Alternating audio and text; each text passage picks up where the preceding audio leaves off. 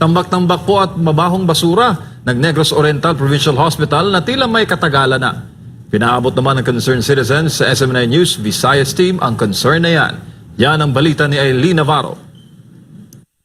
Ito ang geotag photos at video na ipinadala ng concerned citizen sa DYAR SMNI Cebu mula Negros Oriental. Kuha ito nitong Oktubre 27 alas 4:11 sa hapon. Makikita sa mga larawan at video ang tambak-tambak na basura sa likurang bahagi ng Negros Oriental Provincial Hospital o NOPH sa Barangay Daro, Dumaguete City, Negros Oriental. Pinaniniwala ang hazardous medical waste ang mga ito mula sa naturang ospital. Matapos maipost ng DYAR 765 SMNI Cebu, kinabukasan, nilagyan na ito ng bakod gamit ang yero at trapal at sinarado ang daan na akses sa naturang lokasyon. Ito ay ang likurang bahagi ng Negros Oriental Provincial Hospital. Dito dinadala ang mga hazardous medical waste mula sa ospital. Kaya naman, nananawagan ng concerned citizen na ito kay Governor Chaco Sagarbarria kung saan responsibilidad ng probinsya ang management ng NOPH. So munang manawagan ko ni Governor Chaco, no?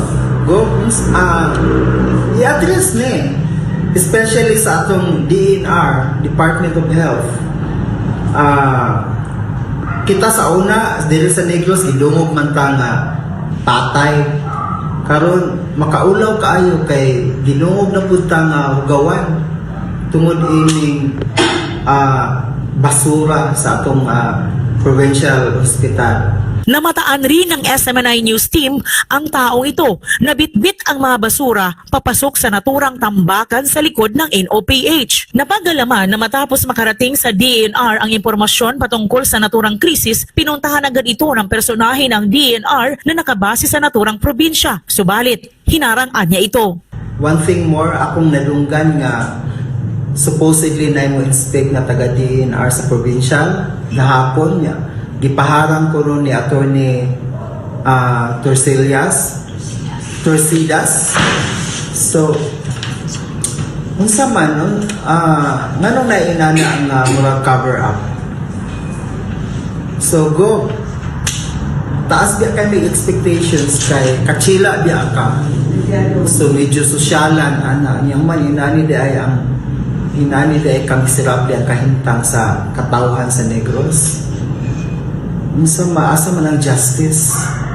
Ibinahagi rin ng Breaking News Negros Oriental ang naturang expose ng SMNI News Cebu. Ayon sa article nito, tila nakapagtatakaan niya kung bakit isang media outlet pa mula sa labas ng rehiyon ang nangahas na magsiwalat ng naturang krisis. Nakasaad sa news article nito, it is telling that SMNI Cebu, a media outlet from outside the region, was the first to report on this crisis. The failure of local voices to call attention to this issue raises the question, why has it taken an outside outlet to advocate for the cleanup of this provincial mess? Ayon sa Republic Act No. 9003, Ecological Solid Waste Management Act of 2000, Section 2, Paragraph A at D, nakasaad dito, responsibilidad ng lokal na pamahalaan na siguruhin ang proteksyon para sa public health at environment. Siguruhin ang proper segregation, collection, transport, storage, treatment, at disposal ng solid waste. Nilinaw ng head ng Environment and Natural Resources Office o ENRO, Dumaguete City na si Engineer Chilvier Patrimonio ang dahilan kung bakit hanggang ngayon hindi pa nila nakukolekta ang basura ng NOPH na nasa ilalim ng pamamahala ng provincial government. So ngayon,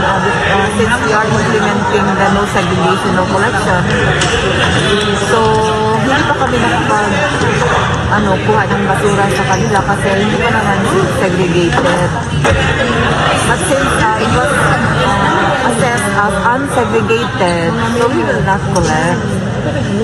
So they have to segregate it before we collect. Because all other hospitals are doing it, they are segregating the waste. It's a mandate by our local ordinance and by the national law, which is the Republic Act 9003. Dahil sa krisis na ito, may paalala si Dumaguete City Mayor Ipe Remolyo sa management ng NOPH. Kailangan i-segregate ang mga waste. Especially so when it comes to hospitals, kailangan sila hazardous waste and kanang mga needles. They have to segregate that.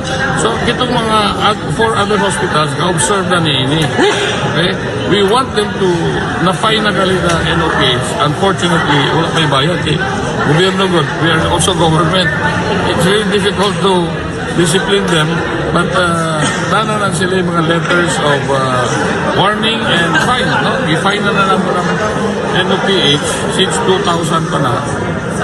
We are appealing to management sa NOPH na take care of the ilang man ang ialaran doon, may hindi ka rin.